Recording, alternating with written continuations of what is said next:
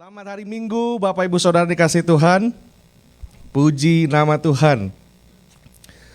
Kami mengucap syukur kalau kembali Tuhan pelihara kita semua tiba di minggu yang kedua dari bulan Agustus ini, Saudara. Puji nama Tuhan. Dan hari ini kita akan sama-sama mendengarkan isi firman Tuhan. Mungkin bisa iya. Haleluya. Kita masih ada di seri khotbah, yaitu bagaimana kita menghidupi manusia batin, bagaimana kita memaksimalkan roh yang ada di dalam hidup kita, roh yang ada di dalam diri kita, supaya pada akhirnya saudara, Bapak Ibu Saudara dan saya dapat menikmati kekekalan bersama-sama dengan Tuhan Yesus. Nah, yang pertama kali saudara, saya mau kasih lihat saudara foto atau lukisan ini, saudara.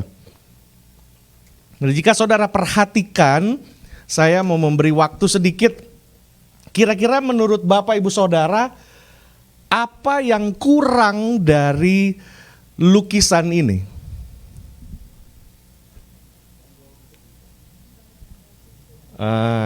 Iya.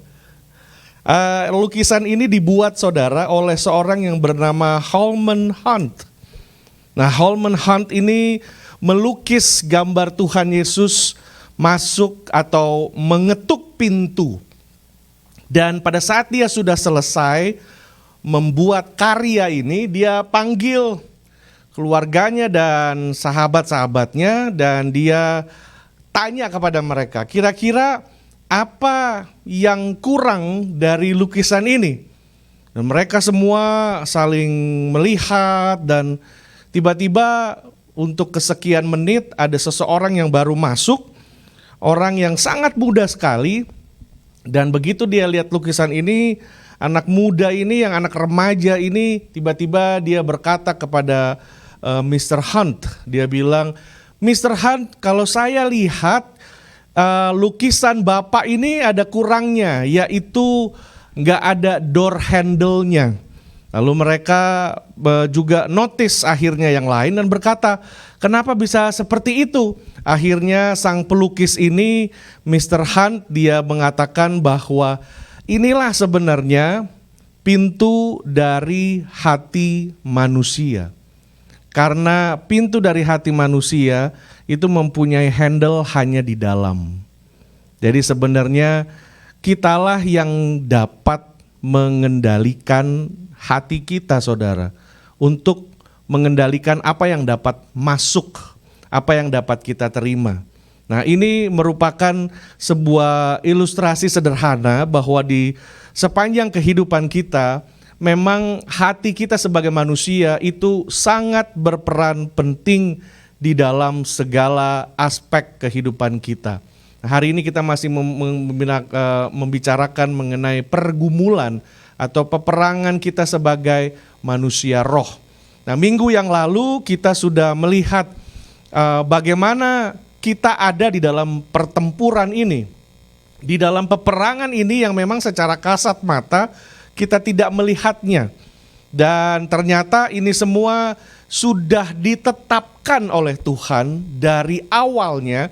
Karena itu di dalam kitab Kejadian 3 ayat 15 dikatakan, Aku akan mengadakan permusuhan antara engkau dan perempuan ini, antara keturunanmu dan keturunannya. Keturunannya akan meremukkan kepalamu dan engkau akan meremukkan tumitnya.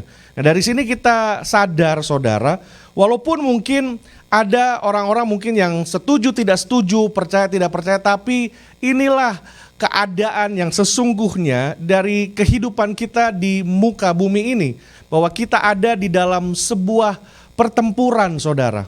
Nah, Paulus pun mengatakan bahwa perjuangan kita bukanlah melawan darah dan daging, tetapi melawan pemerintah-pemerintah, melawan penguasa-penguasa, melawan penghulu-penghulu dunia yang gelap, melawan roh-roh jahat di udara.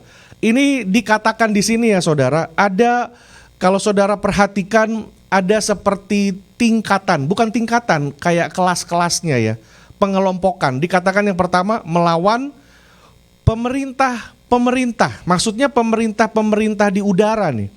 Jadi dikatakan ada pemerintah-pemerintah, penguasa-penguasa, lalu penghulu-penghulu dunia yang gelap.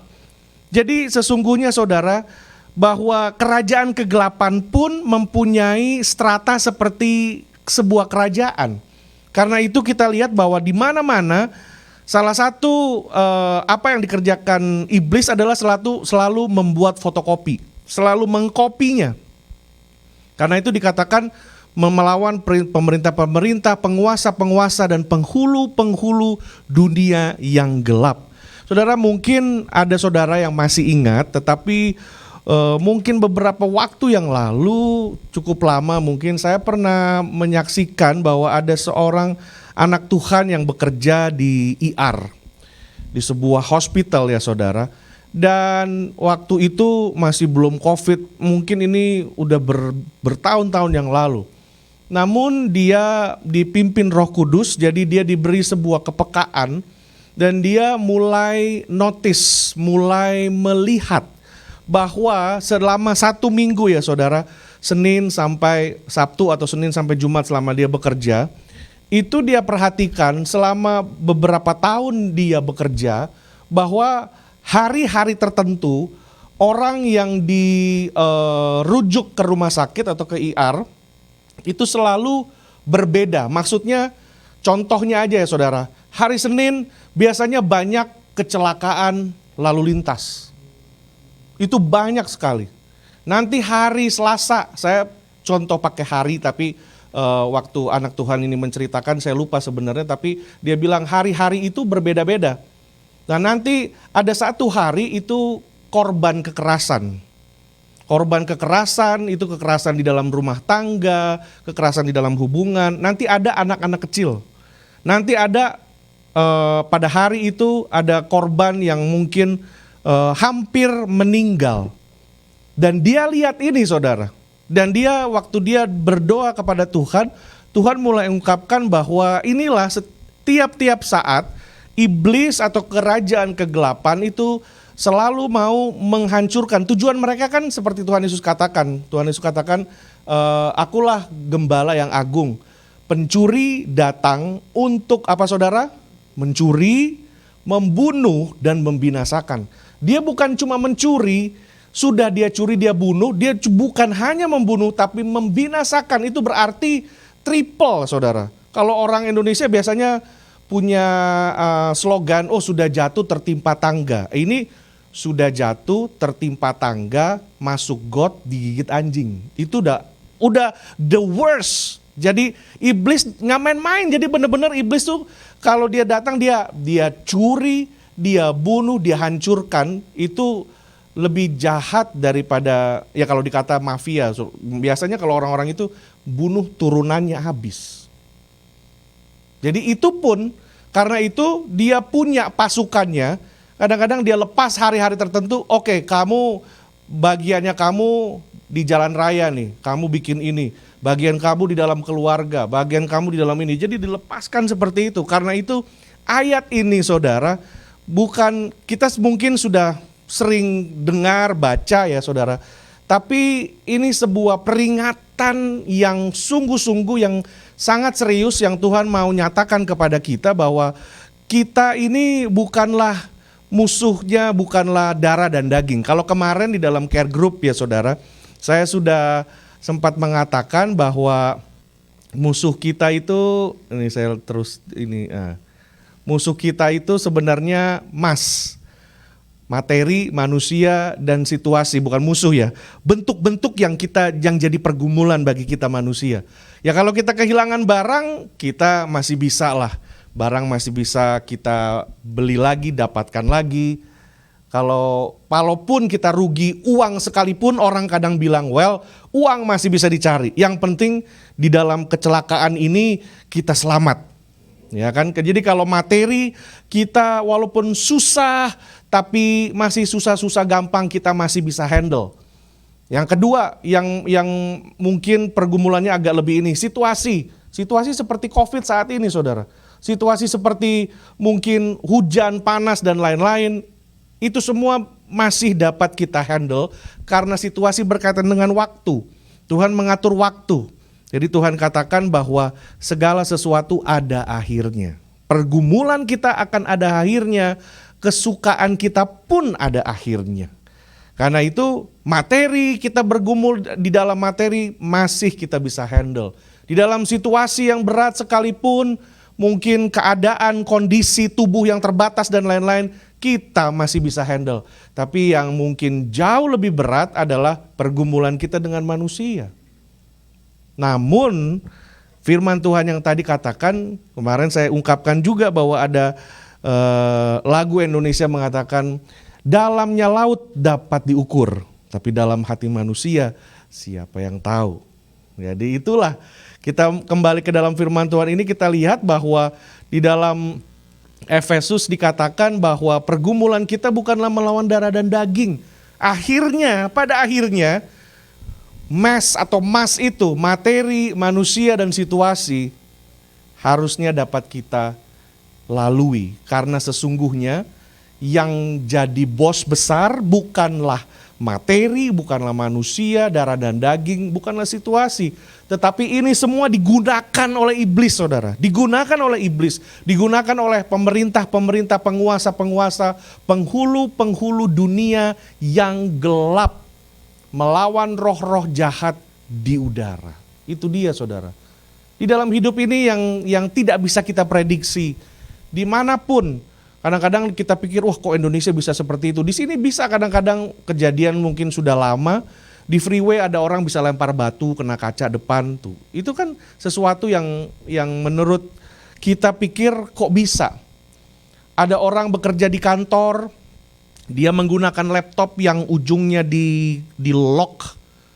Nah begitu dia mau lepaskan locknya dari dia punya power outlet di dalam, dia nggak mau jongkok dan nggak mau masuk lebih dalam, dia tarik dan gemboknya yang dari laptopnya ini kan dari metal itu terlempar, tuh kok bisa kena matanya. Things happen, saudara. Yang kita pikir, loh kok bisa ya? Ya bisa, inilah kehidupan. Nah dari situ semakin menyadarkan kita bahwa ya kita ada di dalam sebuah perjuangan. Nah hari ini saya mau ajak saudara masuk lebih dalam lagi untuk melihat bagaimana pergumulan Tuhan Yesus, saudara. Bagaimana pergumulan Tuhan Yesus. Kalau minggu yang lalu kita sudah lihat bagaimana iblis menawarkan Tuhan Yesus, oh rubah dong batu menjadi roti.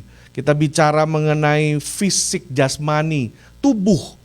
Nah sedangkan kita dicobai ini secara tubuh, jiwa dan roh. Nah sekali lagi Bapak Ibu Saudara, iblis mengatakan bahwa jika engkau anak Allah. Nah saudara, kalau kita perhatikan ini, kita mengingat bahwa iblis pasti tahu Yesus anak Allah.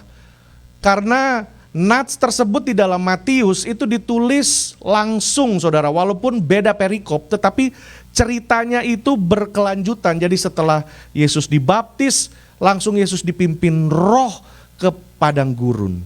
Nah banyak dari kita yang mungkin pertama kali ketemu Tuhan, wah masih honeymoon period lah, masih bagus, masih enak. Tapi setelah itu kita menghadapi apa yang namanya realita, kesulitan-kesulitan hidup.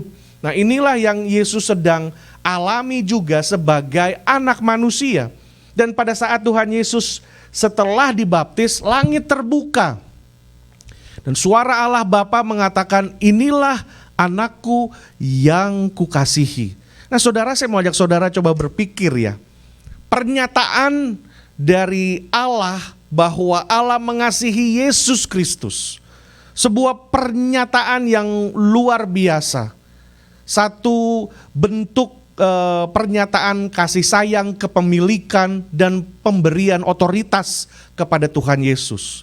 Dan semua ini Tuhan Yesus dapatkan setelah dibaptis. Nah saya mau ajak saudara coba pikir ya, kalau misalnya rentetan peristiwa kehidupan Tuhan Yesus, kita mau bikin sebuah film misalnya, akankah jauh lebih, bagaimana ya, jauh lebih menggigit apabila pada saat Tuhan Yesus bangkit di hari yang ketiga, itu lebih keren lagi kalau dia bangkit di hari yang ketiga, langit terbuka dan Tuhan Yesus katakan, inilah anakku yang kukasihi. Wah kayaknya lebih grand.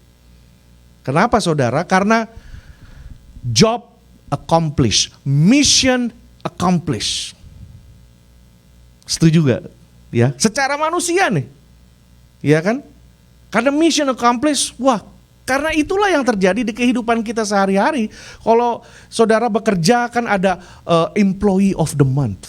Itu kan dikasihnya setelah kita bekerja, saudara. Setelah kita nggak pernah absen, nggak terlambat dan lain segala macam. Akhirnya kita masuk dan terpilih.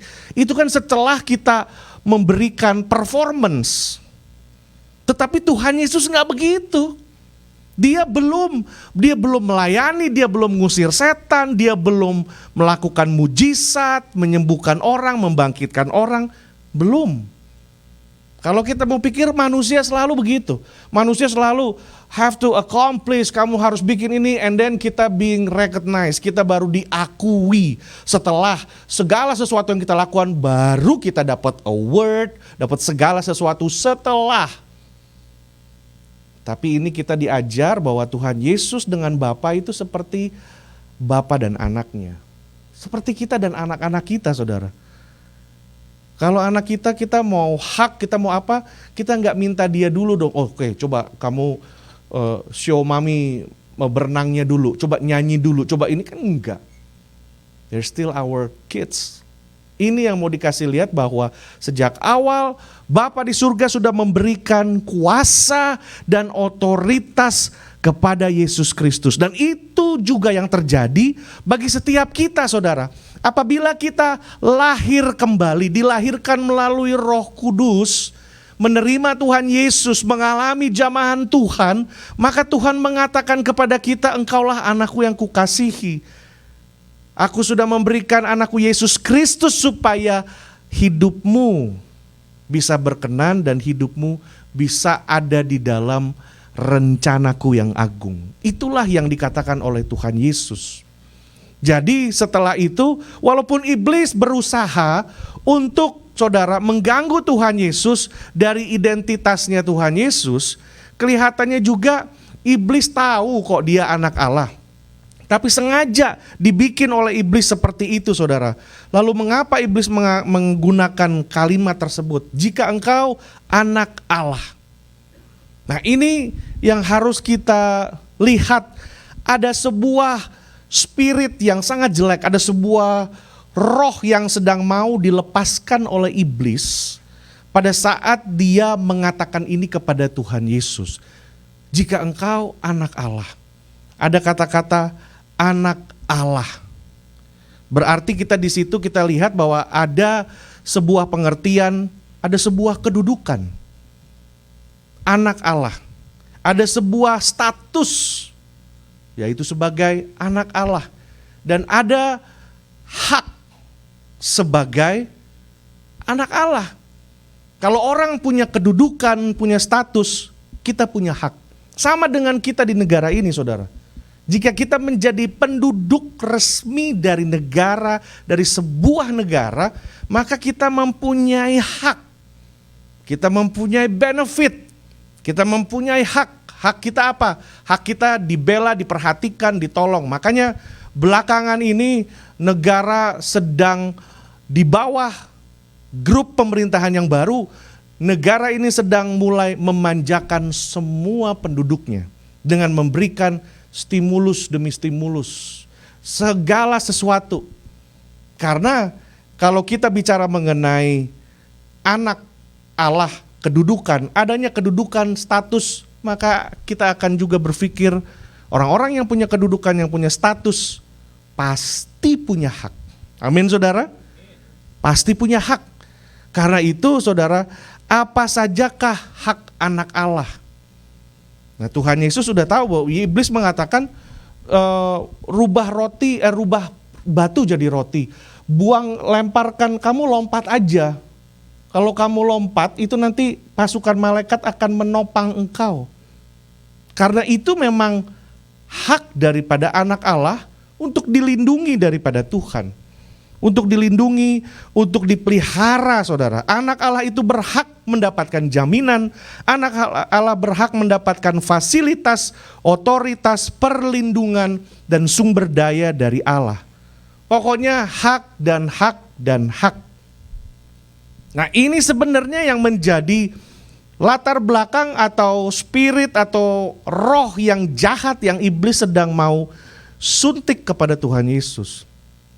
Dan ternyata banyak dari kita manusia yang gampang terjebak di area ini. Kadang-kadang kalau di dalam segala permasalahan pergumulan kita tentang materi jasmani saudara, keperluan kita sehari-hari, kebutuhan-kebutuhan kita, ada banyak kali iblis juga menawarkan, lah bukankah Anda ini anak Allah? Bukankah kamu ini anak Allah? Minta dong sama Tuhan. Kalau belum ada rumah yang gede, minta dari Tuhan dong. Anak Allah, kamu kan ini kan anak raja. Nah saudara, kadang-kadang saya bercanda-bercanda dengan teman-teman di sini ya saudara. Wah udahlah, jangan hidup kayak orang miskin gitulah, kan anak raja gitu. Kadang ada positifnya, ada baiknya saudara untuk membangun, kita nggak bisa, kita anak raja mesti punya standar yang tinggi, standar karakter yang baik. Untuk masalah itu bagus. Tapi iblis berusaha menyuntikkan sesuatu yang busuk saudara. Karena dengan itu iblis lagi mengajak Tuhan Yesus kan anak Allah. Jadi iblis berusaha untuk mempengaruhi Tuhan Yesus, untuk Tuhan Yesus mulai berpikir bahwa lebih penting hak saya sebagai anak daripada kewajiban saya, tanggung jawab saya. Nah ini yang sedang terjadi saudara. Ini yang sedang terjadi hari-hari ini. Kenapa banyak rumah tangga hancur? Kenapa banyak hubungan-hubungan yang rusak dan segala macam? Karena kita terlalu dan cenderung memikirkan hak kita. Aku kawin sama kamu memang benar kata mama, gak bahagia. Nah itu. Selalu ujung-ujungnya mana hakku? Mana hakku? Nah ini yang iblis berusaha untuk mempengaruhi Tuhan Yesus. Dan saya percaya saudara, iblis gak muncul tiba-tiba di samping Tuhan Yesus ya dengan tanduk, mukanya jelek, gak kayak gitu. Saya percaya juga mungkin hanya bayangan dan suaranya itu keluar di dalam pikirannya Tuhan Yesus. Makanya kita punya pergumulan saudara, kita punya peperangan itu di alam pikir kita. Iya kan, di hati kita. Makanya saya bilang dalam lautan bisa diukur, hati manusia siapa yang tahu juga. Kita dengar firman gini juga kita kan gak tahu masing-masing kita terima firman juga seperti apa. Disitulah saudara. Jadi banyak kali iblis kalau mengganggu, menggoda kita, dia gak tiba-tiba nongol kayak kuntilanak gitu, enggak saudara. Kalau dia nongol kayak gitu gampang sebenarnya, tinggal setan dalam nama Yesus hilang, ya kan. Dia tuh licik, paling pinter, lebih pinter dari kita kalau kita gak hati-hati. Saya bilang gitu, kalau kita gak hati-hati. Smooth mainnya, waduh gak kelihatan saudara. Dia gak muncul kayak pocong gitu, mukanya jelek kayak gondorowo gitu, malah lebih dia pikir sekarang udah gak zamannya begitu. Dia pikir kalau semakin ini orang dia timbul, dia bicara di dalam pikiran dan hati kita. Dia bicara, kamu kan ya anak Allah. Masa udah kerja gini, udahlah mobil yang layak. Coba ini, biarkan anak Allah kan diberkati. Coba dengar itu khotbahnya Pak Sam itu, diberkati supaya menjadi berkat. Nah, kamu bagaimana mau jadi berkat? Kalau uangnya juga seret begitu-begitu. Kalau rumah kamu masih begini, bagaimana mau undang orang datang ke rumah untuk buka persekutuan? Selalu saudara, kalau orang mau beli rumah, nggak usah beli rumah dulu, beli mobil. Ya Pak mau beli mobil supaya bisa jemput-jemput orang gereja. Dibikin semua selalu diusahakan, diberikan alasan yang rohani gitulah. Supaya jemput, punya rumah bagus gede gini, ya supaya bikin persekutuan. Kan yang tahu dia juga sama Tuhan saudara. Ada orang punya rumah besar, mansion. Punya kolam berenang, luar biasa. Dulu sekali banyak orang-orang yang dibaptis di rumah tersebut. Tapi for some reason yang punya rumah bapaknya ini belum dibaptis. Selalu hamba Tuhan ingatkan, Pak dibaptis Pak. Ingat, ya udah. biar yang lain dulu. Wah, sepertinya baik ya. Women first, monkey next. Oh enggak, monkey next. Yuk Bapak dulu silakan. Udah, saya belakangan aja Pak, ya kan. Kelihatannya rendah hati di atas gunung tapi ya kan. Jadi wah gini, dia lupa kalau yang pegang waktu itu Tuhan. Satu kali dia kecelakaan, lumpuh seumur hidup. Dan akhirnya gak dibaptis. Itulah saudara manusia. Jadi kita harus sadar bahwa iblis nih sangat licik. Dia gak bermain di area-area yang begitu-begitu murah-murah saudara. Area yang seperti ini dia mau masuk kepada Tuhan Yesus bilang, kamu kan anak, bukankah kamu anak Allah? Tapi saudara perhatikan Tuhan Yesus gak memberikan jawaban atas pertanyaan itu. Karena iblis sebenarnya walaupun 3 kali digoda, itu setiap godaan atau setiap cobaan, 3 pencobaan, setiap pencobaan itu iblis sebenarnya menanyakan 2 pertanyaan. Selalu di awal dia tanyakan, jika engkau anak Allah. Saudara perhatikan ya, di 3 pencobaan itu, pencobaan pertama dia selalu bilang, jika engkau anak Allah, rubah batu jadi roti. Yang kedua, jika engkau anak Allah, kamu lompat. Yang ketiga, jika engkau anak Allah, kamu lihat semua ini, sujud sama saya sekali, saya kasih semua. Jadi kita perhatikan ini bagaimana iblis mau menggecoh Tuhan Yesus saudara. Iblis mau berusaha untuk supaya Tuhan Yesus akan berpikir, iya kamu kan juga punya hak. Kamu mesti pikirlah dong dengan tentang hakmu itu. Kamu kan udah puasa nih, kamu punya hak dong. Ada banyak orang, saya sudah ke gereja, saya sudah melayani, saya sudah memberi dan segala macam. Tuhan kok begini, saya punya hak dong Tuhan. Padahal di dalam hati Tuhan Yesus, mungkin Tuhan Yesus berkata bahwa, hey, kalau Bapa di surga mau menyuruh saya puasa 1 hari lagi, saya akan puasa. Kalau 1 hari lagi, itu gak dibilang di akhir dari puasa Tuhan Yesus, enggak. Tapi Alkitab mengatakan 40 hari setelah Yesus berpuasa. Artinya Yesus lagi tetap mau berpuasa itu saudara, di dalam masa puasanya dia. Tuhan gak lagi, wah 40 hari ya, oke selesai ini kita tunggu beduk maghrib. Ya, kalau misalnya waktu itu ada beduk maghrib, lagi tunggulah jam segini gitu, ada tunggu mataharinya sampai di mana gitu kan. Pokoknya itu lagi di 40 hari, di tengah-tengah Tuhan Yesus berpuasa, iblis datang. Dia menggelitik, dia sedang mau mempengaruhi Tuhan Yesus untuk pikir, kamu nih udah puasa, udah hebat loh. Sekarang mana haknya? Nah itu. Tuhan Yesus katakan dalam hati, selama Bapa gak bicara sama saya, selama Bapa gak bicara untuk rubah batu jadi roti, selama Bapa gak kasih tahu saya, oke kamu boleh makan, oke kamu puasa lagi. Selama tidak ada suara atau petunjuk apapun, saya ingin tetap mau setia. Selama Tuhan bilang, karena itu kemarin kita membahas ya saudara, hidup di dalam perjanjian, covenant, antara levelnya berbeda, antara yang tinggi dan yang rendah. Tuhan dan manusia. Karena itu pernikahan juga termasuk di dalam dikategorikan menjadi covenant. Karena apa? Bukan masalah tinggi dan rendah saudara. Karena ini sesuatu ikatan yang tidak bisa dipisahkan. Yang mampu memisahkan hanyalah M-A-U-T. Apa saudara? Maut. Jadinya kalau mau kawin lagi, tunggu salah satu mate. Nah itu. Kalau belum ya saling mendoakan, kira-kira mana dulu yang ya kan? Mana dulu yang dipanggil oleh Allah Subhanahu, jadinya mana dulu, yang ini dulu biar bisa gitu kan.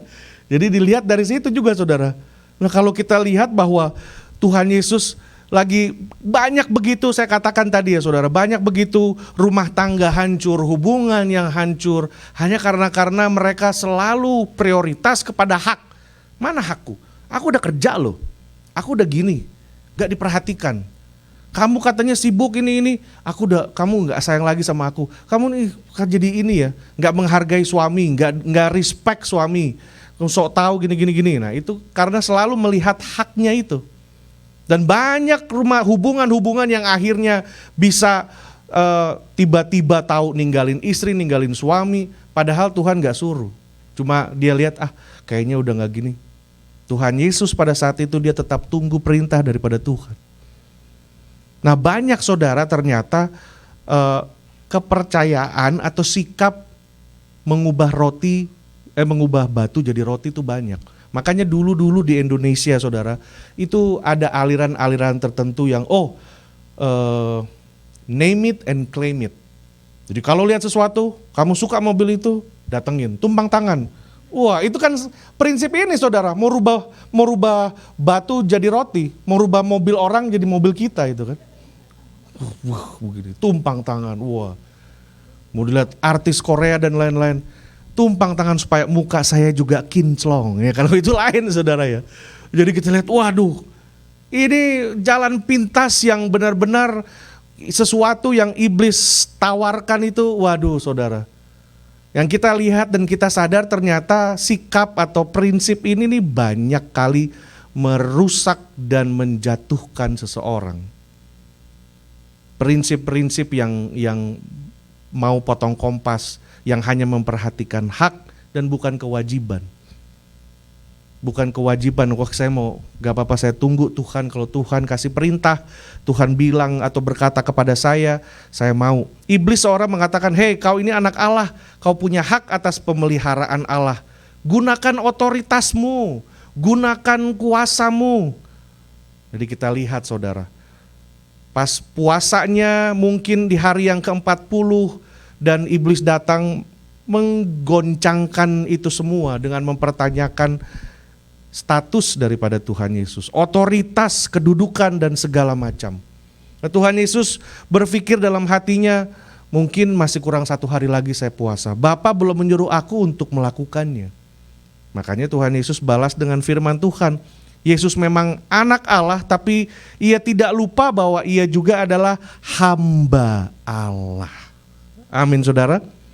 Dia juga hamba Allah, dia juga ada di dunia ini karena ada sebuah misi yang Tuhan sedang berikan, yang Bapa sedang berikan. Dia lahir sebagai manusia, dia tahu dia punya misi, dia punya tugas karena dia adalah hamba. Yesus Kristus berpikir jika Bapa mau aku makan atau puasa lagi, dia pasti berkata atau dia pasti menjawab Tuhan Yesus pada saat itu. Nah, kita lihat saudara bahwa artinya ia menunggu approval dari Bapa. Yesus Kristus berpendapat bahwa aku tidak akan mati karena tidak makan roti. Gak akan mati kalau gak makan nasi. Hidupku di tangan Tuhan. Walaupun aku punya hak, aku punya otoritas, tapi aku adalah hamba yang melakukan keinginannya. Disinilah saudara, kita sebenarnya belajar dari apa yang Tuhan Yesus katakan bahwa integritas. Disinilah sebenarnya Tuhan Yesus mengajarkan sebuah dasar integritas. Integritas adalah kita lakukan apa yang jadi kewajiban kita, apa yang menjadi tugas kita. Hak nanti Tuhan yang akan nyatakan. Ada orang bilang kalau jalan ke atas itu ke bawah. Yang penting kita merendahkan hati kita, taat, setia, lakukan pekerjaan, tugas, panggilan kita, kewajiban kita. Nanti promosi datang daripada Tuhan, saudara. Nah, ada banyak orang udah lakukan baru, mungkin belum 100% dia lakukan, tapi dia rasa dia sudah lakukan banyak, dia bilang, nah sekarang hakku dong, hakku. Nah, itu saudara. Dari sini juga kita belajar iblis begitu liciknya saudara. Utamakan mana antara hak dan kewajiban, atau dahulukan mana antara anak raja atau tugas sebagai hamba raja saudara. Di sini menjadi pilihan di dalam pikiran dan hatinya Tuhan Yesus. Kristus memilih kehambaannya. Praktek mengubah batu menjadi roti sudah banyak manusia lakukan. Tetapi kita percaya bahwa ini yang kita lihat saudara.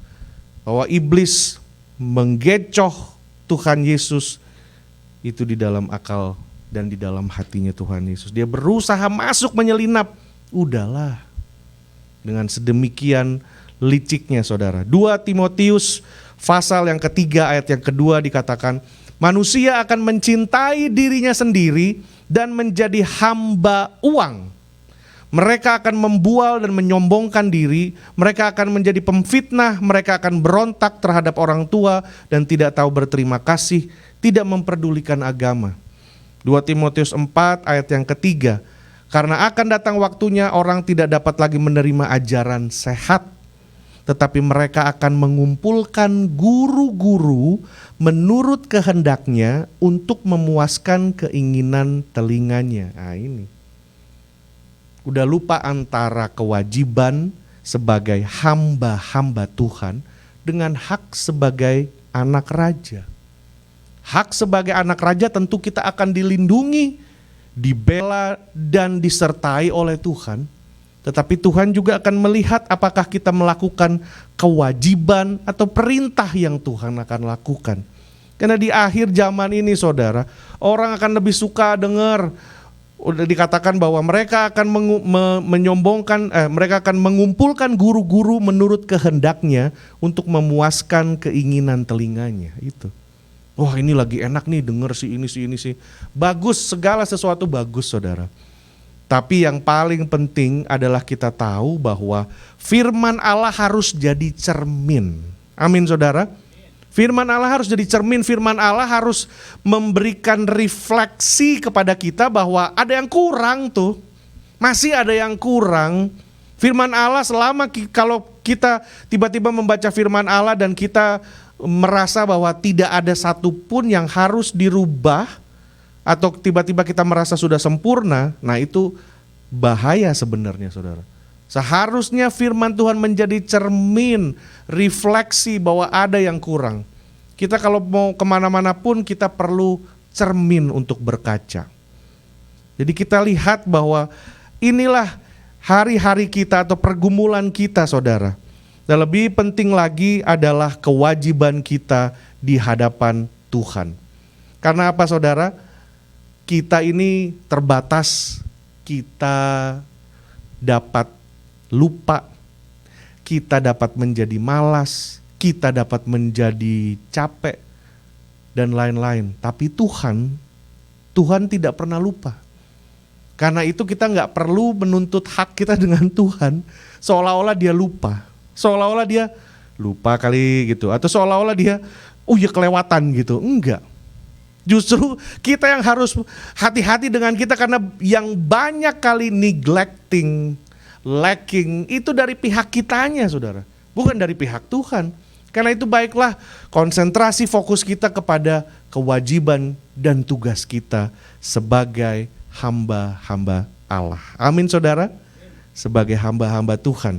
Nah kita lihat Bapak Ibu Saudara bahwa di dalam pada saat Tuhan Yesus datang lagi sedang dicobai, saya langsung ke ini ya. Nah dikatakan di sini bahwa lalu ia berkata kepadanya, jika engkau anak Allah, jatuhkanlah dirimu ke bawah, sebab ada tertulis mengenai engkau, ia akan memerintahkan malaikat-malaikatnya, dan mereka akan menatang engkau di atas tangannya, supaya kakimu jangan terantuk batu. Yesus berkata kepadanya, ada pula tertulis, janganlah engkau mencobai Tuhan Allahmu. Nah di sini saudara kita lihat bahwa pada saat Tuhan Yesus mengatakan janganlah engkau mencobai Tuhan Allahmu. Nah Tuhan tahu bahwa di dalam dunia ini ada sebuah hukum juga yang berlaku, yaitu hukum alam saudara. Karena hukum alam inilah juga yang ditetapkan oleh Bapa di surga. Dikatakan bahwa tangan Tuhan itu yang memegang segala sesuatu sehingga masih berputar, masih planet jagat raya ini semua masih bisa beroperasi saudara. Masih bisa beroperasi. Nanti minggu depan saya ceritakan sebuah hamba Tuhan yang bisa memerintahkan matahari dan bulan berhenti pada saat yang bersamaan. Itu hanya satu kali terjadi. Tetapi setelah itu semua terjadi dan adanya hukum gravitasi ini. Dan Tuhan Yesus tahu bahwa ada hukum gravitasi. Ada sesuatu yang memang tidak dapat dirubah.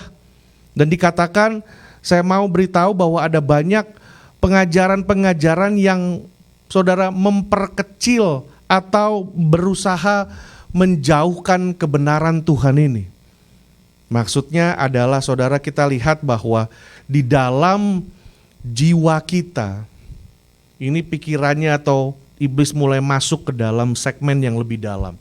Dari tubuh, fisik, materi, dia mau masuk ke dalam jiwanya. Karena dia mulai berpikir, oh iya jatuh ini aja. Bukankah di sini, waktu pada saat itu ya saudara, Tuhan Yesus itu ada di atas bubungan bait Allah. Dan bait Allah itu saya bisa katakan seperti city hall pada masa ini. Kelurahan. Nah zaman itu gereja merupakan pusat dari orang kalau melahirkan, minta akte lahir di dalam rumah Tuhan itu punya ruangan-ruangan banyak untuk mengatur tata hidup orang Yahudi pada saat itu saudara. Jadi orang kelahiran, kematian, pernikahan, segala sesuatu sampai bayar teks, segala semua ada menjadi pusatnya. Menjadi pusatnya saudara. Jadi iblis juga kasih lihat, kalau kamu nggak jatuh gitu kan, orang ini yang di bawah semua tuh waduh bakal ngeliat dan bakal dan reputasi kamu langsung naik. Dan kamu orang-orang bahkan bisa banyak yang percaya, banyak yang diselamatkan. Tapi sekali lagi, iblis berusaha untuk memasukkan itu saudara.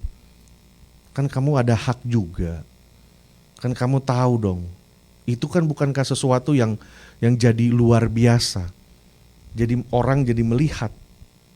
Nah ini yang iblis sedang berusaha untuk membohongi atau mempengaruhi Tuhan Yesus saudara. Jadi kita lihat bahwa ada banyak kali saudara di dalam hidup kita, kalau seseorang sedang ada di dalam pergumulan, di dalam masalah-masalah, sesungguhnya yang harus dipimpin atau yang harus kita buka kepada Tuhan adalah hati kita dulu kepada Tuhan. Di dalam segala keperluan kita, di dalam segala pergumulan, mungkin ada sesuatu yang terjadi dan lain-lain, tapi kita harus datang dulu kepada Tuhan dan membuka isi hati kita kepada Tuhan. Nah dari sini saya mau ajak saudara melihat bahwa ada banyak kali kita meremehkan sesuatu yang sebenarnya sangat-sangat serius di hadapan Tuhan. Meremehkan sesuatu. Di sini iblis sedang berusaha masuk kepada Tuhan Yesus dan bilang bahwa ini kan hal yang mudah. Hal yang mudah. Engkau ini kan, jika engkau anak Allah, ada tulisannya, ada firman Tuhannya. Ini kan mudah. Engkau tinggal begitu aja kok. Sesuatu yang mudah. Untuk apa kamu banyak berpikir? Udahlah, ada firman berkata seperti itu kok. Nah saudara, di dalam hidup kita ada banyak kali kita menganggap satu hal ini saudara adalah hal yang mungkin hal yang kurang terlalu penting. Nah hal itu adalah pengakuan dosa. Hal itu adalah sesuatu di mana kita jujur kepada Tuhan. Di mana kita mengakui kepada Tuhan. Nah maksud dari sini saudara, ada banyak orang punya pergumulan saudara. Wah saya masih terikat mungkin dengan marah, dengan rokok, dengan pornografi dan lain-lain. Saya janjilah, saya masih suka bohong, saya masih suka ini. Saya janji Tuhan, saya janji. Sebenarnya ya saudara, gak perlu banyak kali janji, nanti dilanggar lagi. Ini kejadian saya ngomong karena saya dulu juga begitu. Saya janji pelayanan, saya janji setia, saya janji memberi, saya janji deh Tuhan saya nggak ini. Setelah itu nggak, bolong lagi terus. Karena apa? Sebenarnya kita datang kepada Tuhan, kuncinya cuma begini saudara. Datang kepada Tuhan bilang, Tuhan aku ini lemah. Mau sih, Aku mau mengasihi, aku mau ngampunin, aku mau berhenti dari ini. Tapi saya lemah saudara. Aku lemah Tuhan, aku butuh kekuatan daripada Engkau. Nah, pengakuan yang jujur itu jarang terjadi dalam hidup kita. Kita anggap oh ya gini, nanti doalah minta ampun, Tuhan ampuni begini, ya itu. Jadi menganggap sesuatu Tuhan juga ngerti lah gitu. Menganggap sesuatu itu bisalah gitu. Nah kadang-kadang saya akui juga saudara, ada banyak kali di dalam kesibukan dan segala macam, saya juga banyak minta ampun sama Tuhan karena ada banyak kali saya bilang sama istri saya, wah kayaknya gak bisa gini. Kita sibuk ya saudara, mau pergi kemana-mana, nanti kadang-kadang tuh ya doanya cuma di depan pintu gitu. Kayak doa mau pergi, doa hari itu udah doa, tapi kalau mau pergi kemana aja kita mesti duduk di ruang tamu kayak di mana, duduk dalam posisi yang tenang. Duduk, Tuhan saya mau pergi, mau beli susu sih cuma ke supermarket atau apalah, saya mau ketemu orang, mau kerja, mau apa segala macam, pimpin dalam perjalanan, saya mau ada meeting, pimpin dalam perjalanan. Cuma banyak kali saudara, saya akui di hadapan saudara, ada banyak kali saya juga kadang-kadang cuma depan pintu garasi lagi. Pintu garasi sebelahnya restroom, cuma Tuhan gini-gini. Tek udah. Nanti saya akan berasumsi bahwa ya Tuhan ngerti lah. Atau nanti ada suara-suara, loh bukannya itu istimewanya jadi anak Tuhan, jadi orang Kristen. Orang Muslim kan mesti berdoanya cuci semua. Kamu kan orang Kristen bisa berdoa di mana aja. Lagi pup juga bisa berdoa, di mana aja bisa berdoa. Kadang-kadang kita menganggap benefit yang seperti itu dan menyalahgunakan ya saudara. Kalau kita lagi berdoa ya kebetulan pikiran kita lagi sama Tuhan ya go ahead, gak ada yang salah dengan itu. Saya banyak dapat inspirasi dan lain di dalam kamar mandi, lagi nothing. Tapi kalau misalnya di dalam keterburuan dan kita akhirnya jadi menomorduakan Tuhan, menggampangkan Tuhan dan lain-lain, I think that's wrong. Itu yang lagi iblis mau masukkan. Kamu kan udah capek puasa begitu, udahlah. Menganggap sesuatu hal yang mudah. Pengakuan dosa, ketulusan di hadapan Tuhan. Tuhan saya gak mampu, saya butuh. Kalau kita bilang udahlah. Kita kadang-kadang antara suami istri gampang udah yang memang bukan perkara yang besar, udah biarin aja. Kalau nggak ini nggak usah diomongin atau apa gitu, nah itu. Nanti nggak usah diomongin, numpuk terus saudara. Numpuk dan akhirnya kita terbangun pemikiran, oh kamu tuh memang orangnya nggak sayang lagi sama kamu tuh memang orangnya ya itu. Pikirno diri sendiri, dirimu dewe yang pikirin, nah gitu. Gara-gara satu kita nggak ngomongin lagi, kita anggap kita kan udah west to west, udah sama-sama orang dewasa, udah kayak anak kecil aja gitu. Nah kadang-kadang ngomong dari hati ke hati atau apa, iya ya aku gak gini ya, itu dia. Jadi ada hal-hal yang ini dianggapnya, wah ini yang iblis sedang mau masuk kepada Tuhan Yesus saudara. Jadi kita lihat di sini bahwa memang Tuhan Yesus digoda di dalam rasa berharga dan rasa aman sebagai hak sebagai anak Tuhan dan haknya sebagai anak Tuhan. Usik-usik di situ saudara. Nah hari ini saudara kita udah melihat bagaimana kita perlu membangun manusia batin, manusia roh. Tujuannya adalah untuk mengembalikan rancangan Allah yang sempurna dalam hidup kita saudara. Seharusnya manusia roh lebih dominan, ini dia. Kenapa kita harus saudara bergerak dari hidup dipimpin oleh tubuh kepada hidup dipimpin oleh roh. Nah, di mana-mana saudara, jiwa kita itu kita berpikir, merasa di situ. Jiwa itu sifatnya netral. Dan tubuh kita ini yang ngikut tuh saudara. Jadi kalau kita apa sedikit kita rasa, waduh ini kita udah apa yang kita lihat, kita selalu rasa, oh ini ada ini ya, takut. Nah banyak kali kita nih masih ada dipimpin oleh tubuh kita. Karena itu yang selalu jadi ini kita, wah Tuhan berkati saya minta ini dan lain-lain. Apalagi kalau diikut KKR besar ya, wah engkau diberkati ini segala macam, kita jadi semangat. Semangat tubuh dan pikirannya begitu keluar, memble lagi. Karena apa? Rohnya gak pernah tersentuh saudara. Kita bisa disentuh tubuh kita. Kita lihat di kaca, oh ada orangnya. Bagaimana kita lihat jiwa kita? Kalau kita mau lihat tubuh, lihat di kaca, oh ini dia mukaku begini. Dengan kepala botak dan lain-lain, oh begini mukaku gitu. Tapi kalau kita mau lihat jiwa kita, lihatnya dari mana saudara? Lihat dari apa perkataan orang. Kalau ada orang pernah nyinggung kita dan lain-lain, itu kita lihat jiwa kita berpengaruh. Aku kok tersinggung, aku kok marah, aku jadi ini. Nah itu jiwanya tersinggung. Sekarang bagaimana ngelihat roh? Ngelihat roh harus lewat firman Tuhan. Itu dia cermin kepada roh kita.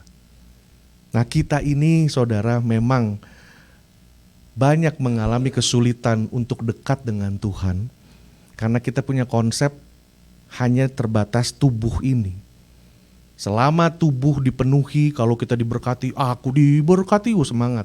Giliran ada apa segala macam yang mulai menyentuh jiwa dan roh kita mulai lemes. Makanya roh kita itu tempat kita bertemu dengan Tuhan. Tubuh ini makanya kita gampang bisa menjadi bosan, gampang capek dan lain-lain karena tubuh. Kita pergi ke gereja berusaha, tapi kita lupa kalau kita mesti mendorong roh kita ini, karena disitulah Tuhan bertemu dengan kita, bukan dengan roh. Karena pada saat kita mati nanti, roh kita kembali, itu yang kembali dan bertemu dengan Tuhan. Nah kita harus pikir, disitulah tugas kita. Nah, kita percaya bahwa pergumulan pikiran dan segala macam, ini iblis lagi berusaha untuk mengubah roh kita saudara. Kalau kita sudah terima Tuhan, jadi Tuhan dan Juru Selamat, kita diberi roh yang baru. Bahkan roh kita dipulihkan, iblis berusaha untuk menghancurkan itu semua. Karena dilihat bahwa biarlah tubuh kita itu nanti yang akan dipimpin oleh pikiran yang di-renew karena dipengaruhi oleh roh. Pikiran yang dipengaruhi oleh kebenaran firman Allah. Amin saudara. Nah dari situ sebagai ayat penutup saya akan bacakan bagi saudara, serahkanlah kuatirmu kepada Tuhan, maka Ia akan memelihara engkau, tidak untuk selama-lamanya dibiarkan orang benar itu goyah. Jadi hari ini saudara firman Tuhan mengajar kepada kita untuk berhati-hati. Iblis itu dengan pencobaan yang Tuhan Yesus alami, dia mau menipu kita. Dia mau kita cenderung melihat kepada hak kita sebagai anak Tuhan. Hak untuk diberkati, dilindungi, didapat segala sesuatu. Supaya iblis mau supaya kita lupa melakukan dan fokus terhadap kewajiban dan tugas kita sebagai hamba Allah. Amin saudara. Sebagai hamba Allah, saudara sebagai suami, sebagai istri, bapak, ibu, opa, oma, bapak, saudara semua itu adalah tugas sebagai hamba Allah. Saudara hamba Allah di dalam keluargamu. Nah dengan ini kita belajar, memang iblis selalu menyerang di dalam pikiran, perasaan, dia mau menghancurkan roh kita. Nah, dia masuk dengan caranya yang seperti itu untuk mau menipu kita. Selain daripada kita nggak fokus dengan kewajiban dan tugas kita, dia juga mau menggoyahkan kita dengan mulai menganggap hal-hal yang penting menjadi hal-hal yang remeh atau meremehkan kesungguhan kita di hadapan Tuhan, meremehkan kejujuran kita di hadapan Tuhan, meremehkan kalau kita perlu membuka diri dan hati kita di hadapan Tuhan. Saudara, kita semua makhluk yang lemah. makhluk yang butuh akan kemurahan Tuhan. Kita nggak bisa berjalan sendiri dengan egoismenya kita. Itu sebenarnya yang iblis lihat, oh orang ini masih begini. Saya masuk lewat situ, saya kutak-kutik itu dia punya egois sampai dia bilang, ya kan kamu kan itu haknya kamu mesti gini, kamu sudah pelayanan udah gini. Nah diusiklah itu area yang itu, dia lihat yang menjadi kelemahan kita saudara. Nah kadang-kadang kita juga sebagai orang, ada juga gengsi, malu dan lain-lain. Tapi saudara, di hadapan Tuhan, Tuhan tidak melihat itu semua. Tuhan tidak melihat itu semua saudara. Nah pada hari ini saya berdoa biarlah Bapak Ibu Saudara mulai kita menjaga dan mengenakan ketopong keselamatan, baju jirah, segala perlengkapan Allah untuk boleh menjaga hidup kita. Jangan lagi ditipu oleh iblis, supaya kita fokus kepada kewajiban kita. Supaya kita boleh dengan jujur dan terbuka di hadapan Allah. Dan serius untuk benar-benar tiap-tiap hari kita luangkan waktu kita dengan Tuhan untuk mengakui bahwa Tuhan hari ini kayaknya saya harus minta ampun dengan Tuhan. Saya perlu bertobat di area ini, di area ini, area ini. Dengan begitu saudara, kapan saja Tuhan panggil kita, kita guaranteed selamat. Karena tiap hari kita sudah berdoa kepada Tuhan dan bukan Tuhan ampuni, bukan cuma sekedar ampuni Tuhan, ampuni Tuhan. Kita mengaku di hadapan Tuhan, yang Tuhan suka seperti kita datang kepada orang tua kita, seperti kita anak dengan bapak saudara, anak dengan ibu. Ngakuin, aduh maaf ya, saya tuh masih begitu loh Tuhan, saya mau berubah tapi susah Tuhan. Tuhan tolong, nah itu. Kejujuran kita itu saudara. Kalau kita apa-apa kita ampuni Tuhan, itu sama seperti kita kemakan dengan omongan iblis. Lah kamu itu hak kamu. Hak anak Allah adalah diampuni dosanya. Nah itu. Ini ketinggal minta ampun. Itu dia udah mati di atas salib buat dosa-dosa kita yang dulu dan dosa yang akan datang. Nah dengan begitu kita juga ya Tuhan ampuni. Nah, Tuhan lihat lo ampun, tapi gak pernah ada pertobatan yang udah berhenti gitu. Maksudnya sadar, nah ini dia saudara. Disinilah letak mujizat Tuhan sebenarnya. Pertobatan seseorang itu mujizat terbesar menurut saya. Karena bagaimana roh Tuhan mengubah pikirannya dan hatinya dia itu. Sampai di akhirnya sadar, oh gua nih salah. Nah saudara, doakan saya beberapa waktu belakangan ini saya dipertemukan Tuhan dengan beberapa orang yang sedang dilayani. Dan orang-orang ini juga kebanyakan orang-orang yang mempunyai masalah dengan kepahitan hati, hubungan dan lain-lain. Dan di dalam pelayanan konseling ini saudara, saya banyak disingkapkan oleh Tuhan.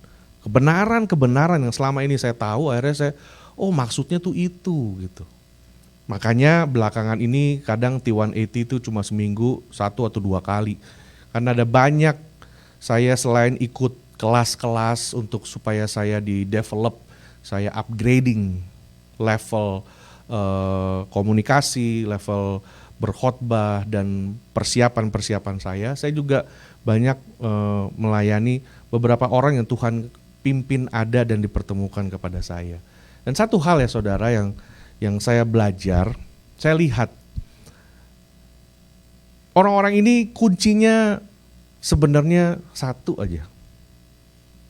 Kalau mereka, Tuhan dapat melakukan mujizat, Tuhan dapat memulihkan, Tuhan dapat mengubah situasi dan kondisi. Tapi dengan sama seperti gambar ini saudara, gambar Tuhan Yesus ini, bahwa dia yang gak ada handle door-nya. Kita semua di dalam hati kita handle door-nya itu di dalam kita. Ada orang keras hatinya, atau orang itu gak sadar, orang itu mulai melalui masa-masanya ya saudara.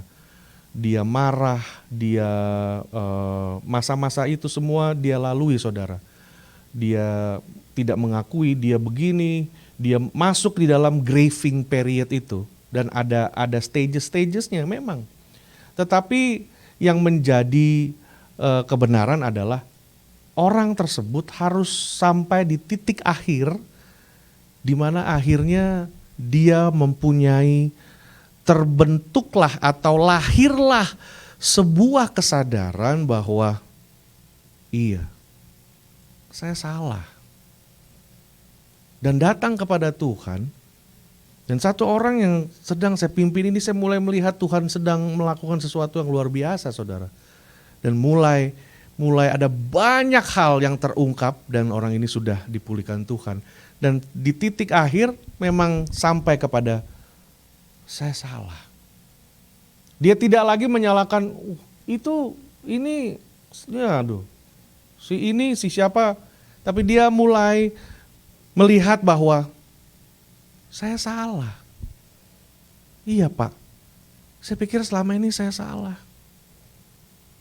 Kenapa saya tanya, kenapa sampai kamu bisa tiba-tiba sadar bahwa kamu salah? Saya salah. Karena saya tahu saya orang yang sombong. Orang ini bilang itu, saya orang yang sombong. Saya merasa bahwa saya tahu yang paling baik bagi saya. Sedangkan saya memilih keputusan atau saya mengambil keputusan yang salah.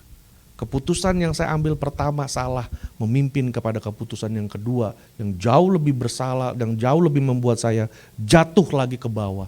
Keputusan yang ini, dan selama ini saya tidak sadar bahwa sayalah yang memegang kunci. Seringkali kita bilang kita pegang kunci, no. Handle door-nya ada di hati kita tuh, door handle-nya di dalam. Kita yang bisa buka pintu dan kita bilang, Tuhan masuklah dalam hatiku, buka. Kita yang pegang kunci. Sampai, kalau belum sampai di titik itu kita layani terus, dekati terus sampai di titik itu. Dia harus, kita gak bisa bilang, kamu nih salah. Gak bisa saudara, gak bisa. Orang seperti itu malah, Bapak ya bubar bener. Dia jauh dari kita, habis itu udahlah Bapak saya gini ya gitu. Bapak kurang sensitif ya, gitu kan. Bapak gak mau mendengar gitu. Bapak gini. Biarin. Gak bisa kita bilang, kamu salah, kamu tahu kenapa kamu salah? Kamu salah tuh, waktu begini. Kita, makanya itulah beda laki dan perempuan saudara. Kita laki-laki semua ini logika. Goal oriented. Problem solver. Kalau istri kita cerita, kita langsung, oh gitu, makanya lain kali jangan gitu. Tahu nggak? Mesti gini nih, sini exitnya ke sini, kamu sih lihat gini. Tadi gini, lu mah nggak peka. Gue kan hari itu belum makan, udah gitu lagi dapet my period lagi apa. Nanti akhirnya, udah, oke. Nanti kalau ini call me, nanti FaceTime aja, nanti saya kasih lihat jalannya. FaceTime malah nabrak lagi ya, kalau FaceTime lagi. Gitu. Kadang-kadang kita juga laki-laki kurang peka lah. Kalau kita bilang gini, oke kamu gini, ya udahlah peluk sebentar atau apa, oke. Pegang tangannya, oke. You can do it, oke? You can do it. Dia tahu kok, nggak bodoh gitu kan. Dia juga tahu mesti ngapain, cuma kadang-kadang kita perlu firm. Nah yang perempuan juga kebanyakan perasaan dan emosinya, ya kan. Mending tinggi dari Himalaya gitu. Jadi kadang-kadang menganggap kita untuk juga bisa mengerti. Makanya ada bahasanya tuh. Kalau kadang aku nggak mau kalau lagi pacaran misalnya, iya kamu pergi aja. Nah itu artinya kalau kamu pergi aja artinya kamu nggak boleh pergi gitu. Jadinya ada bahasa yang juga laki-laki mesti, kalau banyak laki-laki bilang, gila Pak Sam, memangnya saya nih dukun tahu isi hatinya gitu ya. Dukun, bukan gitu juga kali, tapi kan kita lama-lama belajar oke.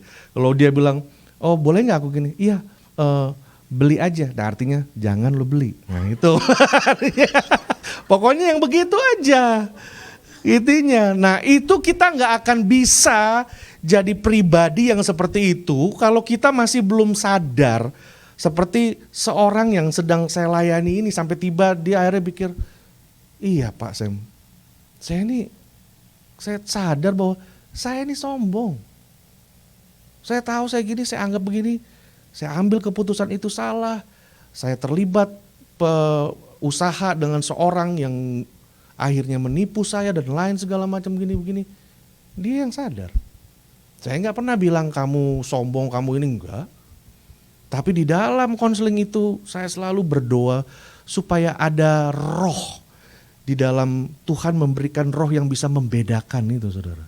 Kalau orang cerita, saya dengar, saya lihat, saya bicara, saya bilang, Tuhan kasih tahu saya, ini ada apa dengan orang ini? Roh apa? Roh yang bisa membedakan. Dan roh waktu orang itu datang cerita, roh kita lebih besar daripada seluruh yang penguasa di dalam dunia ini. Amin, saudara. Waktu itu kita bukannya mau melotot sama dia supaya muka kita serem, supaya dia takut, enggak. Tapi kalau roh kita besar, saudara, orang lain tuh bisa jadi kayak begitu. Saudara pernah lihat ada seorang ibu yang mau dirampok gitu kan, toto dia bahasa roh, dia bilang, in the name of Jesus, tuh perampoknya kabur loh. Sebenarnya bukan in the name of Jesus, rohnya itu, orang itu langsung kayak takut gitu, saudara. Karena iblis kan sama terang, sama Tuhan, ya nggak selevel, kalah. Tapi kalau kita dekat dengan Tuhan, kita jalan mengandalkan roh, kita ketemu orang apa aja, kita bisa bicara, kita bisa natap matanya, dan dia juga bisa respect. Bukan karena kita kaya, tapi dia tahu ada sesuatu di orang ini. Dan itu pekerjaan Roh Kudus. Amin, saudara. Di dalam dealing bisnis dan lain-lain, kita firm, tegas, dan orang itu, ya saya kok gak tahu ya, saya tanda tangan aja tuh. Wah itu, bisa begitu, saudara. Jadi dia bisa ini karena apa? Roh di dalam kita ada, semua itu di dalam diri orang lain dia akan lihat. Bukan karena, itu serem loh, enggak gitu. Tapi rohnya itu yang akan mendominasi dia. Di alam roh itu kerjanya, saudara. Kalau di alam roh kita menang, di materi ini kita pasti dapat jawabannya. Amin, saudara. Karena itulah, carilah dahulu kerajaan Allah dan kebenarannya, dan segala sesuatu akan dilimpahkan dalam hidup kita. Haleluya. Berikan tepuk tangan buat Tuhan, saudara. Mari kita bangkit berdiri bersama-sama. Kita mau datang kepada Tuhan, saudara. Mari kita berikan respon yang terbaik atas firman Tuhan hari ini yang sudah kita dengar, saudara. Yang sudah kita dengar. Nah, doakan saya minggu depan saya akan khotbah pagi di ICC Rosemead. Kalau saudara mau lihat juga bisa lewat live stream ada. Jadi silahkan. Jadi mari saudara kita tunduk kepala, kita konsentrasi berdoa, kita hubungan dengan Tuhan. Hari ini saudara sudah dengar firman Tuhan yang berusaha untuk mengubah hati kita, berusaha memberitahukan sesuatu. Firman Tuhan berusaha untuk mendobrak hatimu, untuk mengetuk hatimu, supaya engkau mau membukakan hatimu dan melihat kalau selama ini mungkin saya memang orang yang cepat untuk mengambil keputusan yang salah. Karena firman Tuhan merupakan cerminan di dalam hidup kita. Mungkin ada banyak hal yang sebenarnya bisa dihindari di dalam keluarga, di dalam rumah tangga, dan di dalam pekerjaan. Kalau saja saya mau lebih tenang, kalau saja saya bisa dengar suara Tuhan, kalau saja saya bisa lebih sabar dan lain-lain. Saudara, pada hari ini saya memberi kebebasan bagi saudara. Saudara punya kebutuhan, saudara punya pergumulan, saudara punya kerinduan, atau saudara merasa firman Tuhan ini berbicara bagi saudara. Saudara bisa angkat tangan kepada Tuhan. Haleluya, haleluya. Lalu mungkin selama ini kita cenderung untuk menagih hak kita kepada Tuhan sebagai anak-anak Tuhan. Kalau mungkin selama ini kita menganggap remeh pertobatan, kejujuran. Tapi saya mau ajak saudara bahwa hari ini Tuhan punya agenda, Tuhan punya appointment dengan saudara. Ruangan ini menjadi ruangan meeting di mana Tuhan hadir. Sebelum saudara datang, dia hadir, dia sudah ada di tempat ini. Dia menunggu engkau datang. Dan pada saat firman Tuhan ini diberitakan, dia sedang berbicara bagi saudara.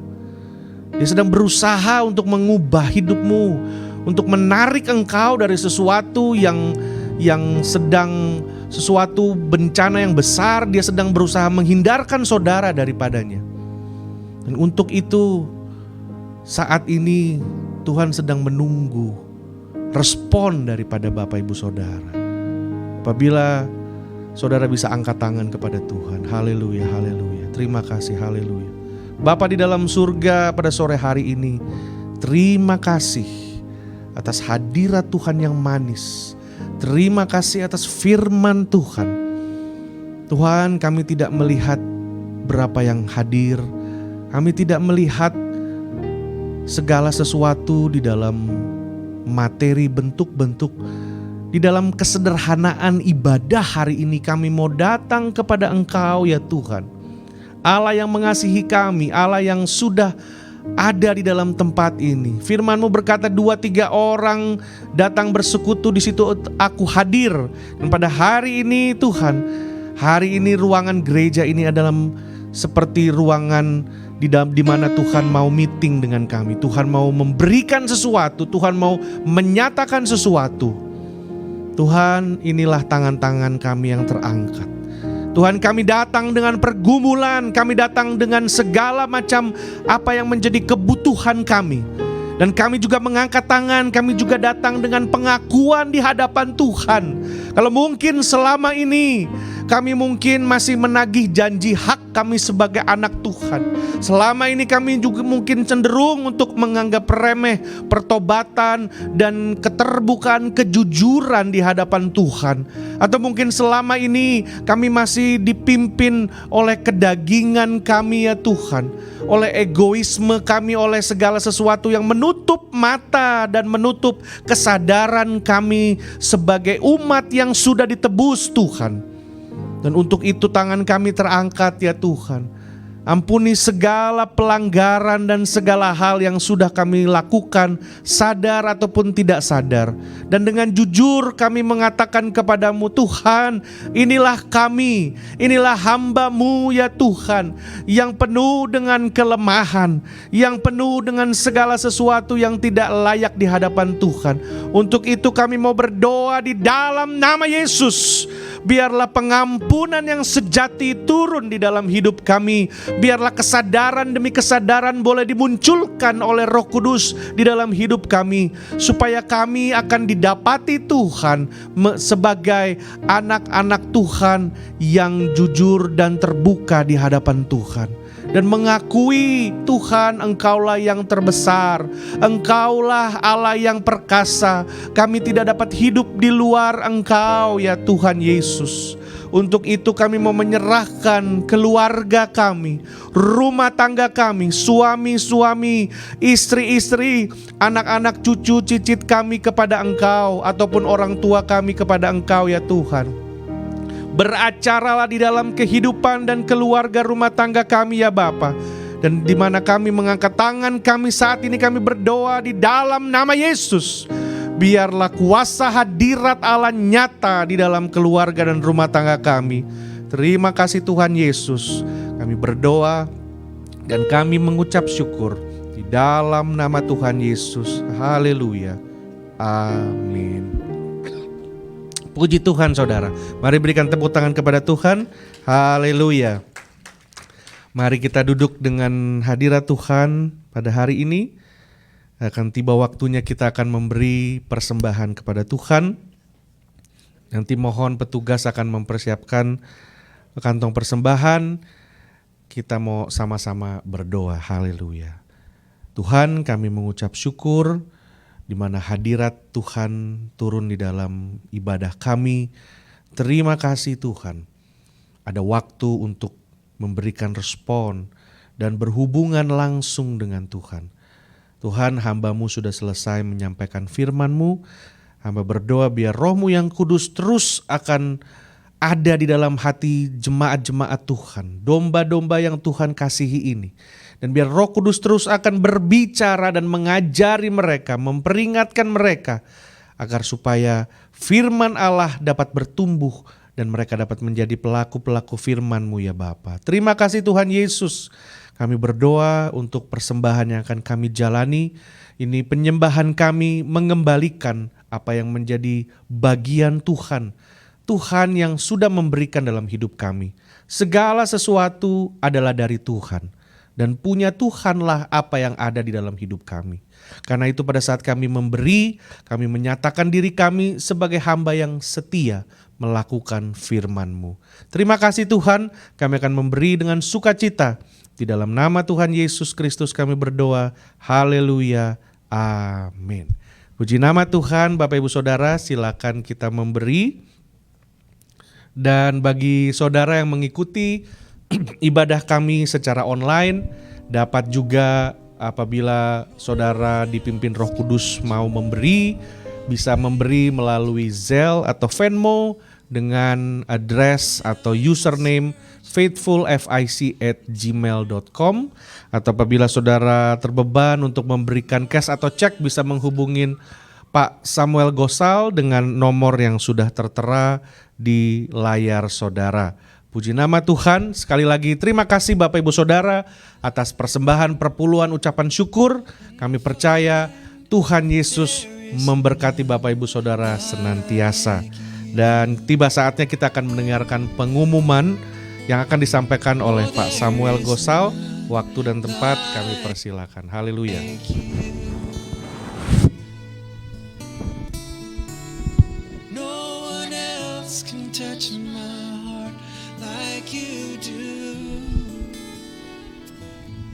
Selamat sore saudara-saudara semua.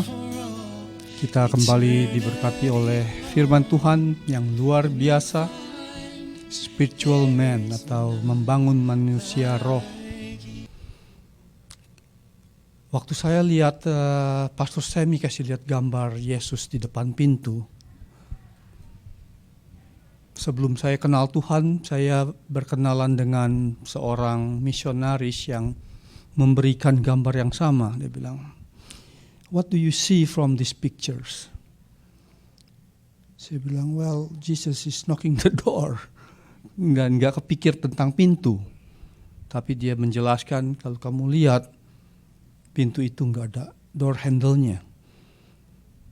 Dan sebagai non-believer long time ago, saya bilang, gambar itu bukannya nggak ada handle door-nya, saya bilang.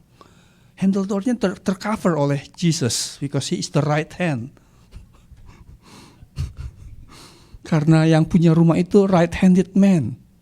Kalau left-handed man, saya bilang, door handle-nya ada di sebelah kanan. Try to convince logic. Karena kebanyakan laki-laki itu a logical person. Ya enggak, kalau kita lihat dua pintu itu, saudara-saudara bisa lihat, yang itu orang yang right-handed man, yang ini orang yang left-handed man. Jadinya saya tuh seorang yang kepala batu.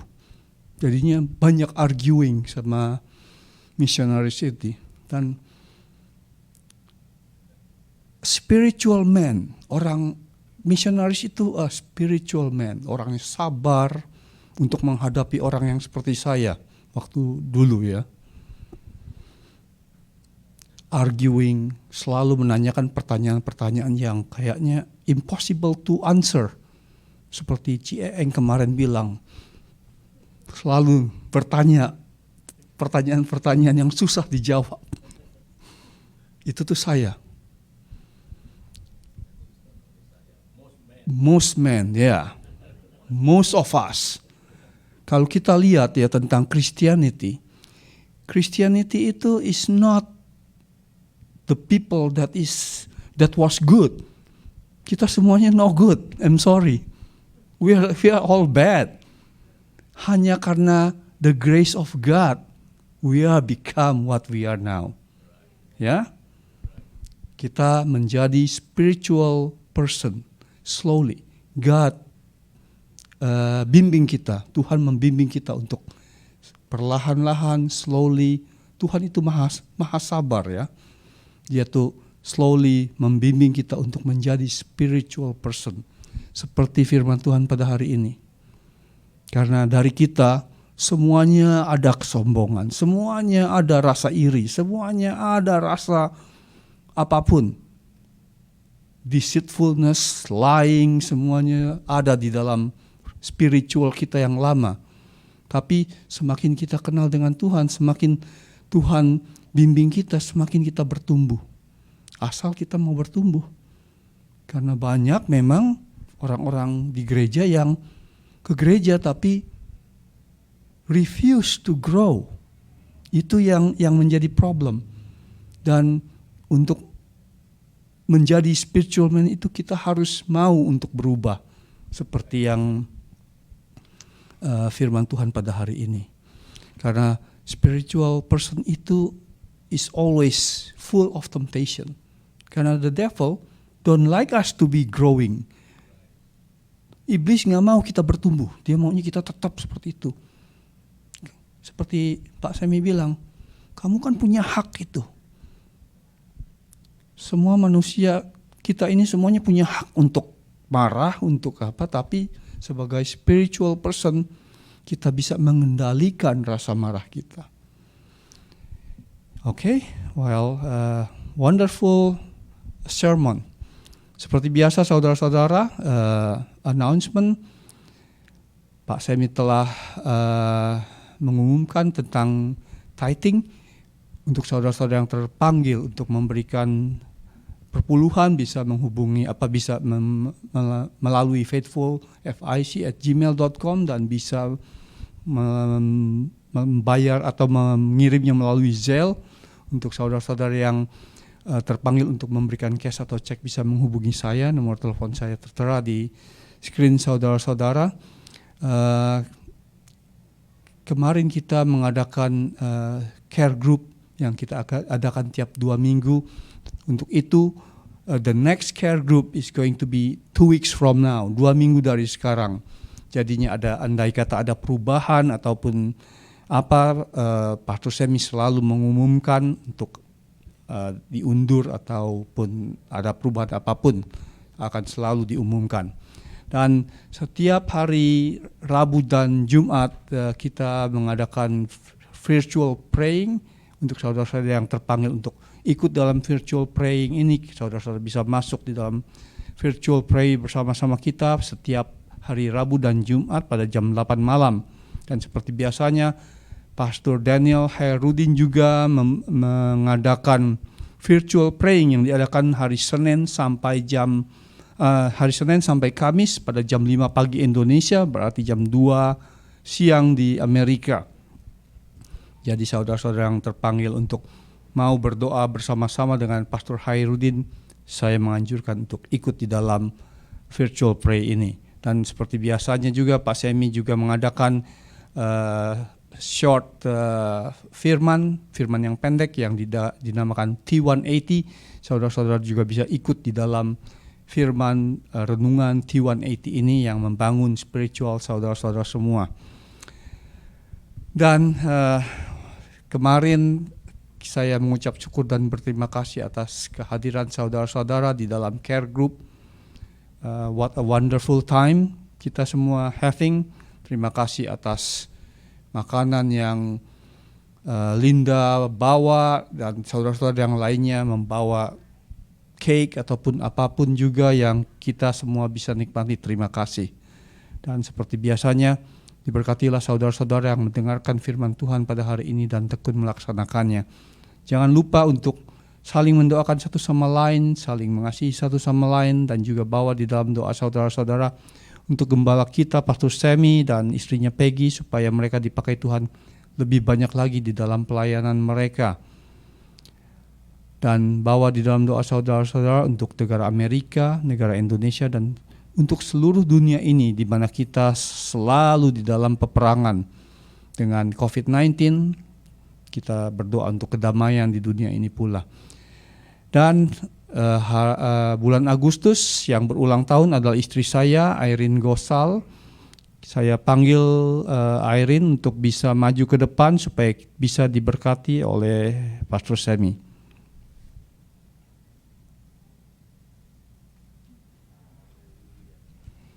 Saya serahkan kepada Pastor Semi. Terima kasih.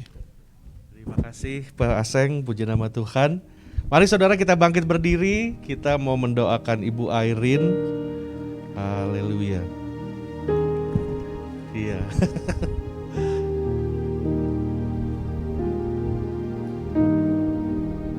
Iya, silakan Bu Airin. Iya, berdua. Suami istri soal sendirian. Mari saudara, kita angkat tangan bersama-sama. Kita mau mendoakan Ibu Airin pada siang hari ini. Kita mengucap syukur bersama-sama karena Tuhan tambahkan satu usia untuk Ibu Airin. Haleluya. Kami mengucap syukur Tuhan Yesus karena Tuhan sudah menambahkan satu usia untuk Ibu Airin. Terima kasih Tuhan, sejauh ini pemeliharaan Tuhan, anugerah Tuhan luar biasa sempurna di dalam kehidupan Ibu Airin. Sejak masih muda sampai mulai berumah tangga, sampai memiliki anak-anak, semuanya Tuhan, apabila beliau melihat ke belakang maka akan terlihat tangan Tuhan yang perkasa menyertai kehidupannya.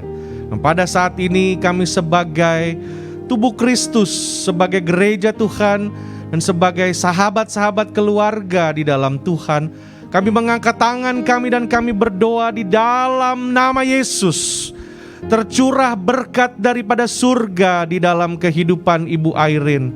Biarlah anugerah, rahmat, kasih karunia-Nya dan kuasa Roh Kudus akan bertakhta di dalam kehidupan Ibu Airin. Diberkatilah tubuh, jiwa, dan rohnya di dalam nama Yesus. Dan pada saat yang sama juga hamba berdoa secara khusus untuk kepala daripada Ibu Airin yang mungkin kadang-kadang bermasalah Tuhan. Kami berdoa Tuhan, sudah lewat darah-Mu kami percaya bilur-bilur Yesus menyembuhkan.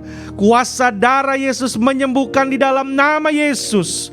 Dan kami memerintahkan otak kecil, otak besar dengan semua sistem syaraf yang ada di dalam nama Yesus. Otak engkau mendengar, kami perintahkan di dalam nama Yesus. Dan biarlah semua boleh berfungsi dengan sehat dan normal di dalam nama Yesus. Segala aliran darah, metabolisme kami perintahkan di dalam nama Yesus berfungsi dengan sehat dan normal. Dan kami berdoa Tuhan, biarlah damai sejahtera dan ketenangan daripada Allah Bapa boleh bertakhta di dalam hati, pikiran, dan seluruh kehidupan Ibu Airin ya Bapa. Terima kasih Tuhan Yesus. Dan pada saat-saat di mana mungkin ada pergumulan, ada pikiran yang bukan datang daripada Tuhan, hamba berdoa di dalam nama Yesus. Biarlah kuasa Roh Kudus boleh menolong Ibu Airin untuk boleh melalui semua itu dengan pertolongan daripada Tuhan. Berikanlah otoritas sebagai anak Tuhan, sebagai wanita yang takut akan Tuhan di dalam nama Yesus. Dan iblis akan lari bertujuh jalan jika melihat roh yang besar di dalam kehidupan Ibu Airin. Terima kasih Tuhan, terima kasih Bapa. Dan sebagai ibu dari anak-anak kami berdoa, biarlah hati daripada Bapa boleh ada di dalam kehidupan Ibu Airin. Terima kasih Tuhan, berkati Pak Aseng sebagai suami ya Tuhan. Biarlah kuasa daripada Roh Kudus, anugerah daripada Tuhan, hubungan mereka sebagai suami istri akan dialiri lagi dengan anggur yang baru daripada surga. Terima kasih Tuhan, terima kasih Bapa. Di dalam nama Tuhan Yesus kami berdoa. Haleluya, amin. Happy birthday Ibu Airin. Sama-sama Pak Aseng. Tuhan berkati. Haleluya. Nanti yang berulang tahun bisa berdiri di pintu belakang supaya bisa disalami. Haleluya, puji Tuhan. Mari saudara kita bangkit berdiri. Habis kita makan makanan jasmani, makanan rohani, makanan jasmani sudah menunggu di belakang. Jadi mari saudara kita sama-sama datang kepada Tuhan. Pertama-tama saya sebelum ini mengucapkan terima kasih bagi Bapak Ibu Saudara yang sudah hadir, yang kemarin juga sempat hadir di kediaman keluarga Gosal. Saya mewakili keluarga mengucapkan terima kasih atas kehadiran Bapak Ibu Saudara. Juga mungkin mohon maaf dan dimengerti apabila tiba-tiba suasana berubah, maksudnya cuaca angin agak dingin ya saudara. Jadi kami berdoa biar semua sehat, tidak ada yang sakit dalam nama Yesus. Amin.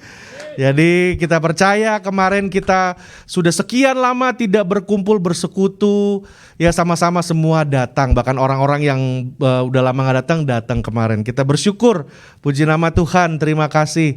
Dan pada hari ini kita akan berdoa dan kita akan tutup ibadah kita dengan ucapan syukur. Terima kasih Tuhan, sungguh Engkau Allah yang luar biasa. Terima kasih atas hadirat Tuhan di dalam ibadah kami. Kami terus berdoa untuk semua saudara-saudara, teman-teman kami yang belum sempat hadir. Tuhan memberkati mereka. Kami berdoa bagi bangsa Amerika yang ada di dalam pergumulan. Tuhan, Engkau saja yang menjadi Tuhan kami. Dan Tuhan yang akan menyatakan kuasa-Mu yang dahsyat bagi bangsa ini. Buat bangsa Indonesia lah Tuhan, dalam pergumulan COVID-19 Tuhan juga memberikan pertolongan. Dan Tuhan juga menyatakan kuasa, dan Tuhan biarlah turun hujan pertobatan. Banyak jiwa boleh diselamatkan dalam saat-saat seperti ini. Pakai setiap hamba-hamba Tuhan, anak-anak Tuhan, keluarga-keluarga yang Tuhan pakai untuk memenangkan jiwa bagi kemuliaan nama Tuhan. Berdoa bagi bangsa Israel, biarlah Tuhan juga boleh menyelamatkan bangsa ini ya Tuhan. Terima kasih Tuhan, kami serahkan keluarga, rumah tangga, pekerjaan kami. Dan Tuhan kembali pertemukan kami minggu yang akan datang dengan sukacita ya Bapa. Karena itu kami mengangkat tangan kami menerima berkat daripada Tuhan. Tuhan menyinari engkau dengan wajahnya, kasih karunia anugerahnya yang kekal melimpah di dalam hidupmu. Apabila engkau mendengar firman Tuhan, taat dan setia engkau melakukannya, maka apapun yang tanganmu kerjakan dibuat Tuhan menjadi berhasil. Diberkatilah engkau di dalam keluarga, rumah tangga, di dalam pekerjaanmu, dan biarlah berkat Abraham, Ishak dan Yakub membuat engkau naik dan bukan turun, menjadi kepala dan bukan ekor, dan biarlah pimpinan, penyertaan, dan kekuatan melalui Roh-Nya yang kudus akan memperlengkapi kita semua dari sore hari ini sampai Tuhan Yesus datang kali kedua, Maranatha, bahkan sampai selama-lamanya di dalam nama Tuhan Yesus Kristus. Haleluya, amin. Puji nama Tuhan saudara. Selamat hari Minggu, Tuhan Yesus memberkati.